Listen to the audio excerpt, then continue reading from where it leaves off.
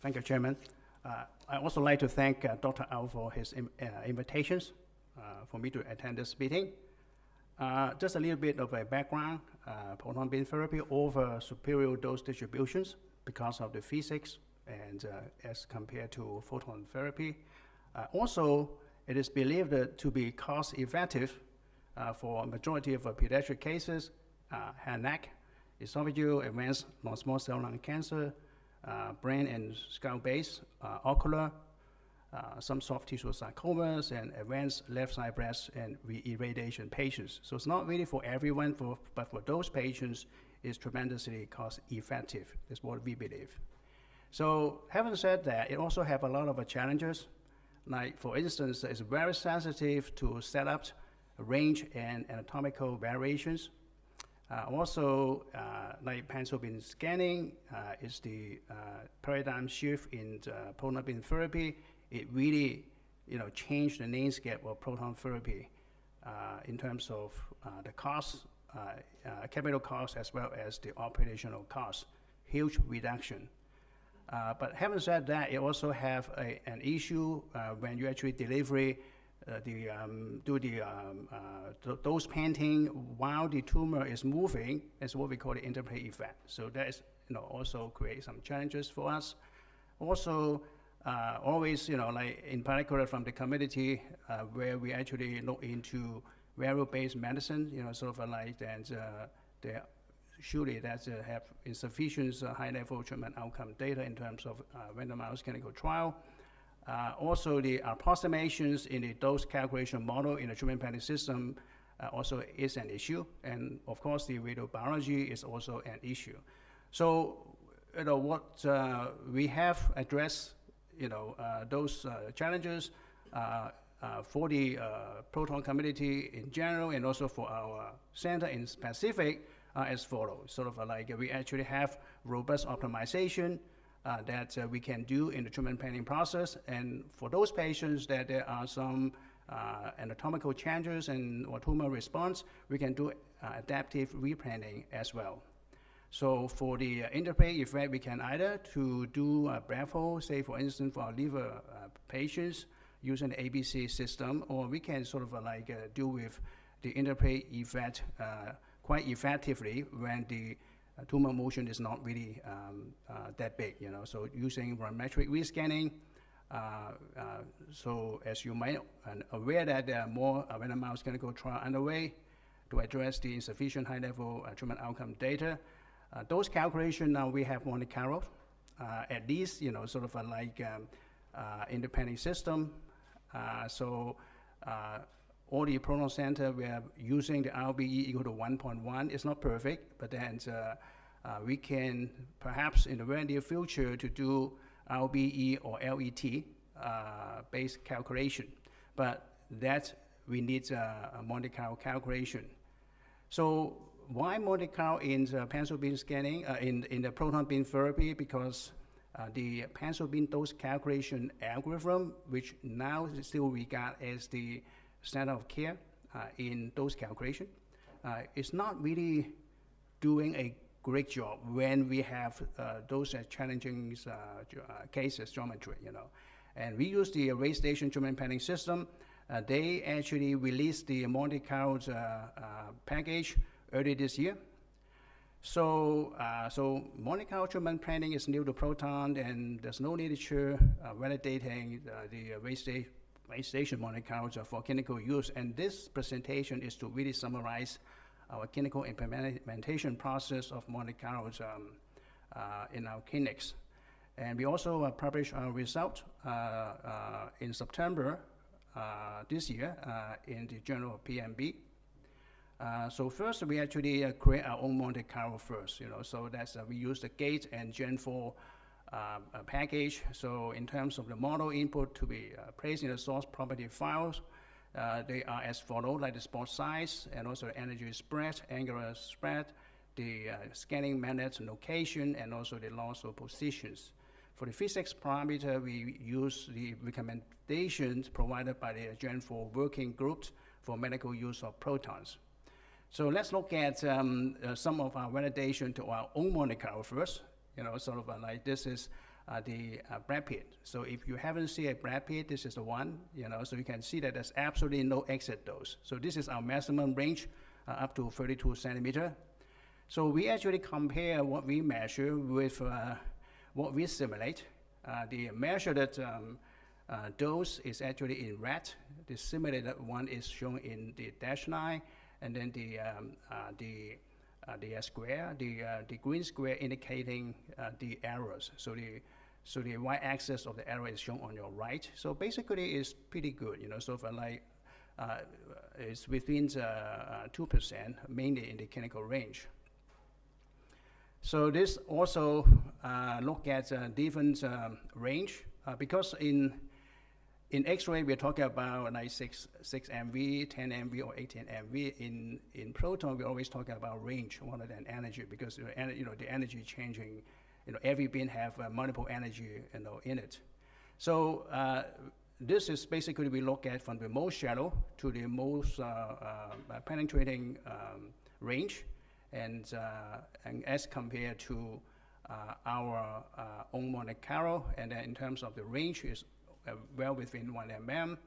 In terms of the mean point-to-point dose difference, the maximum error is 1.5%, whereas the dose to pit difference is the maximum is within 2%. So it's actually pretty good. In terms of the spot size, the spot size is not a symmetric circle. It's actually sort of like X and Y is slightly different. So we also compare the spot size as well, and then basically our Monte Carlo is actually show a pretty good result. This is the span out Brad Pitt in water. So we look at different range, like from 20 centimeter range with a different moderation width. And the dashed line is the plus or minus 3%.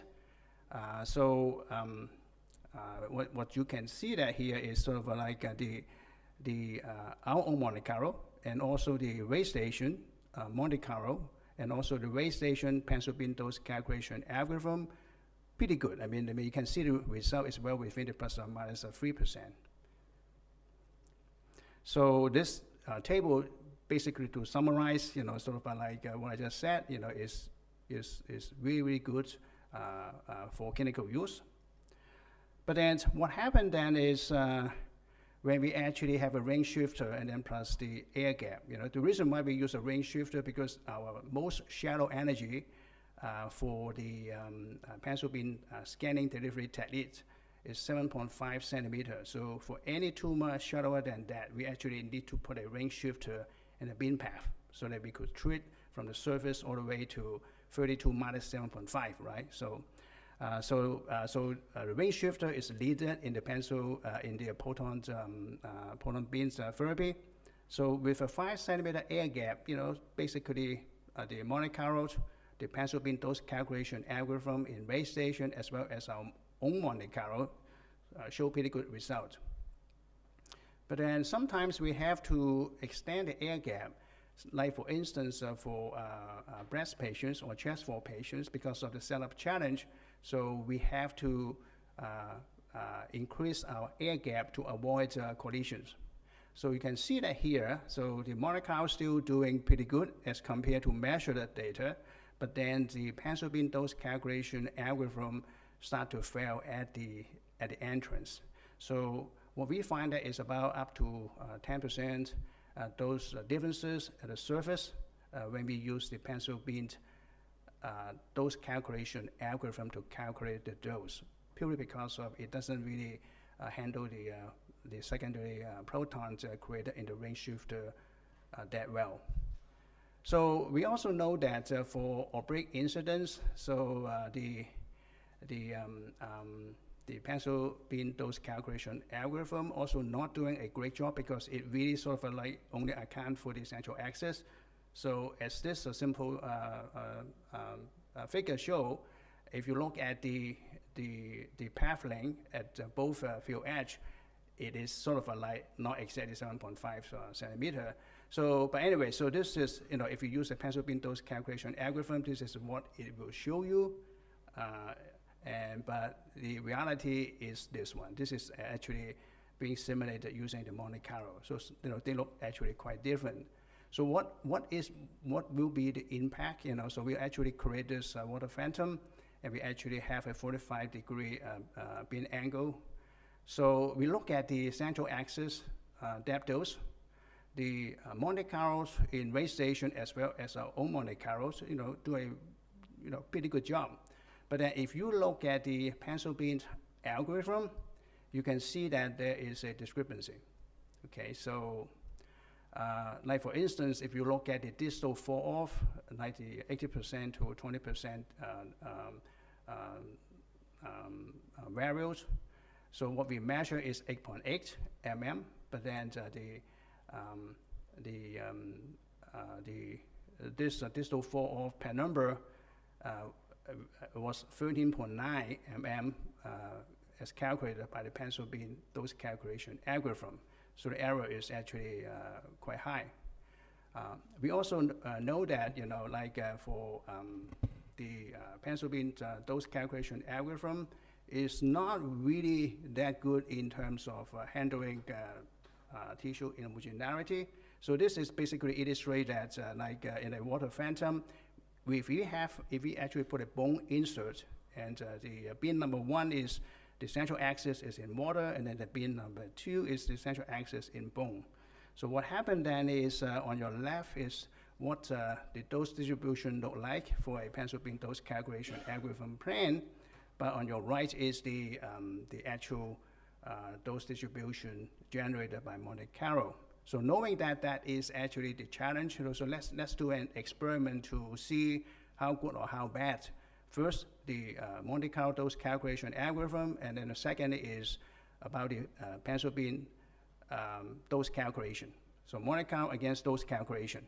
So we put a bone or lung slab, in the beam path, and then we actually measure the dose using a diamond detector as shown in this slides. So on your left is the rate station Monte Carlo calculation. In the middle is our own Monte Carlo.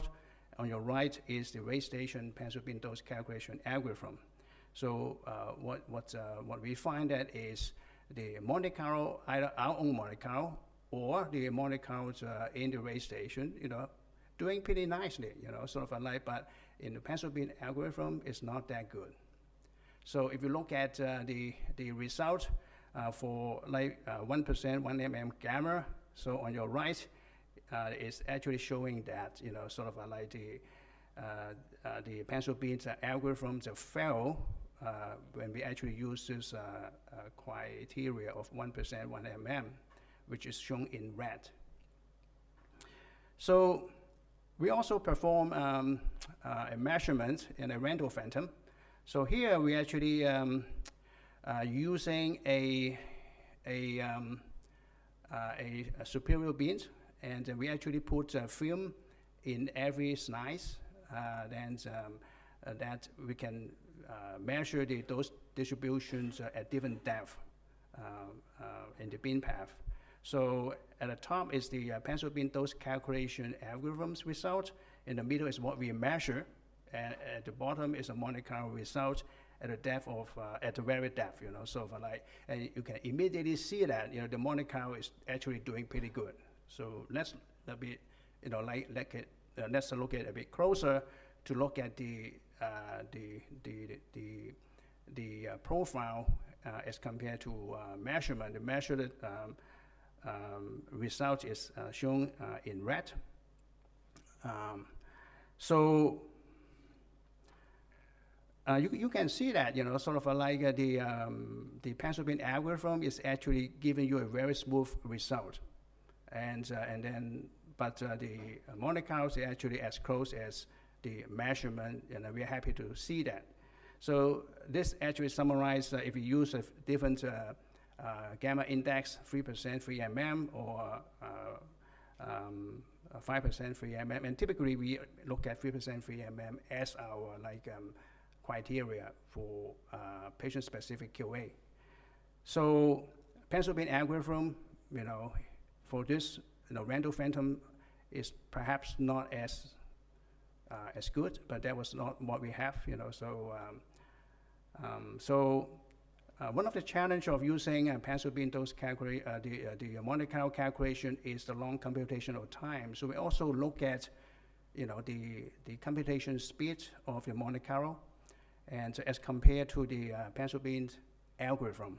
So for different disease sites, and typically we use 1 beam to 3 beams, and really rarely we use more than 3. Okay. And then the computation speed is very good, sort of like it's really compatible with the pencil beam algorithm. So what does it mean, sort of like to our treatment plan? So we look at disease sites like the chest wall, and this is basically, we look at, like in this instance, 3 patients that has been treated using the pencil beam dose calculations methods of calculating the plan. And then we retrospectively recal with the Monte Carlo.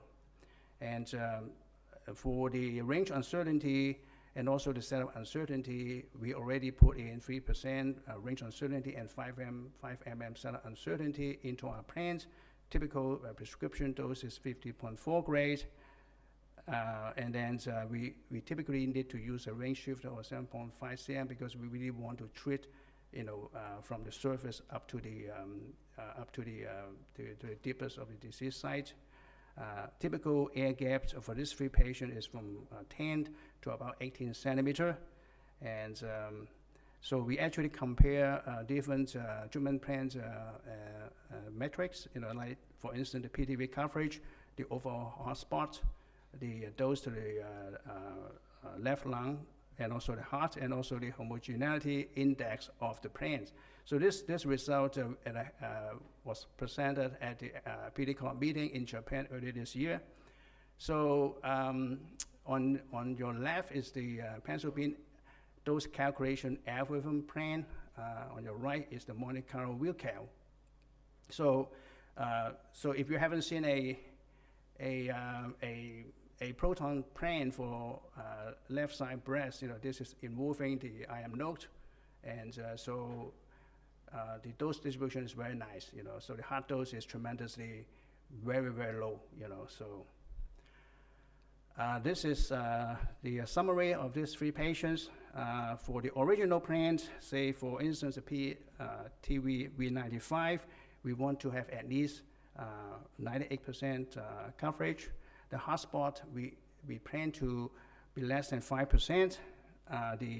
But what we find that is when we actually recal with a Monte Carlo, so the original plan is not as good as we want.